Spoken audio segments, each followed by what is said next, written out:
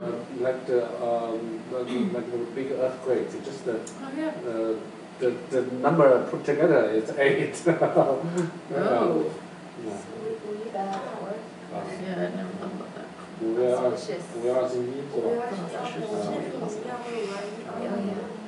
Yeah, so this is a very and I say the university if you in a hotel, you want to go to a hotel, you cannot find a 14 or 4. 4 became the 3A or something. But just like here, there's no. Sometimes there's no 13. Yeah. I haven't been in a building where there's a 13 missing though. Really? I've been, yeah. but I don't remember where. All the hotels I've been to, there's no 13 floor. Maybe I've never 14 is 13. There isn't an empty floor, they just call it 14. Oh, so they just moved up. Yeah. Yeah.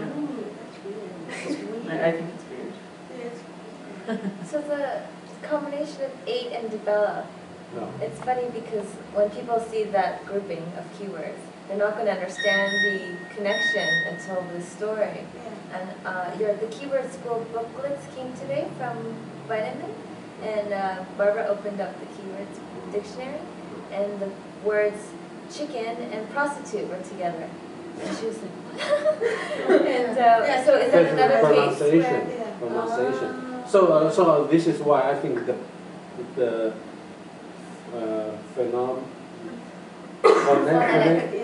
phonetic is very important in the social space. Okay. So I think that the phonetic is the media for the for the space. We always think that the space we can see something, we sit here, but very important is we push the sound from me to you and the other one. So this is very important. This is different with the visual, because visual is light. Light is not from you, but the voice and the. Oh, that's so interesting. Yeah. That's true. So, yeah. Like the river, just go to you or something. So sometimes I think if we how to say mixed with the phonetic and visual, I mean it can change the meaning of the space. That's amazing. And I think that the phonetic is very special and very strong social sound. This is a media. Keywords is media. And it's hard to control. You can't control audio the way you can control visual, like. Because this is a right. Like you can't unless you close your ears. You can close your eyes, but unless you close your ears, sound is always transforming your surroundings, like in a way that's way more expansive and like multiplic. It's chaotic too. Because Chinese, modern Chinese is different from the Western language, like the English, German, and French. That's this kind of language is very, very good studied, researched. But Chinese language, modern Chinese is very young language because we before 100 years ago, before the point. The new language was created. The Chinese China we had the ancient Chinese. That's totally different. Now we cannot read that. If we read it, it's very difficult to understand ancient Chinese. So this language, I think we have a chance to find something from this old and young language and the Chinese. So Chinese is very because I don't think that's 就是它并不是一个特例，它有其他语言的共同的特性。比如说我们研究中文就不会关系到别的语言。It's like it's not really like individual identity. It's actually related to other language too. So if we study contemporary Chinese language, it will link to other languages as well.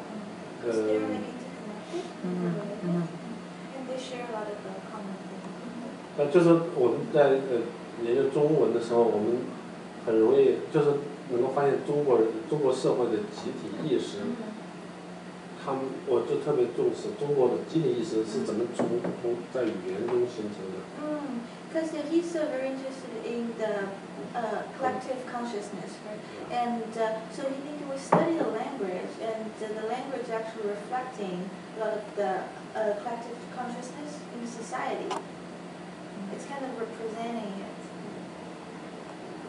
就说实际上这种所谓集体意识，并不是仅存在社会，在全世界都会有，但是在中国是非常强烈的。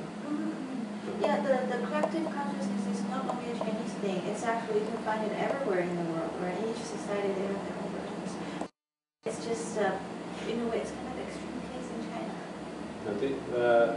In China, it's very interesting thing is, if I talk something to you, maybe in the sentence language is very clear, but you will not believe that because you should look the express of the speaker or something. In Chinese, like there is a word which is basically, if we translate it, it's like when you talk to someone, you not only listen to what they say, you have to observe their expressions because sometimes it will help you to understand what it actually means. And so, because from this word, you can see the society, like the language, right? And so you have to link the sound expression with the word, then you can get a complete meaning of what the people are trying to say. 就我学习过的西方知识，我觉得西方语言它比中国语言要确定很多。我举个例子，就说你比如说，你先把这句话。Okay. Because he said based on his study of this Western language, and he feels this Western language, is more, the meaning of it is more certain than Chinese. 就说，因为在西方语言里那个 conception 是很重要的，就是它是一个相对来讲比较固定的东西。一个概念，固定的概念。就是概念这个东西在语言里面很重要。Yeah, because in Western language, the idea of conception is very important. For example, in China, something is very interesting, funny is if we accept all the concept about something, we accept that, but the result of behavior, you can say quite totally different result. That means consciousness. I don't, after the research of keywords, now I don't believe the word consciousness because we in China we have another word called 意识. I think it's more important than because so that means a more important system than above the conception of humans, language, and brain. So this is different. In Western country, many people say if something is right from the science, or I get the knowledge, so I know something's like that, but I will do that. But in China, say yes, I know that's right, but that's just right. But my how to say 我的行动就是另外一个事情。 Okay, but that's after he said that, the action afterwards will tell the end of the story.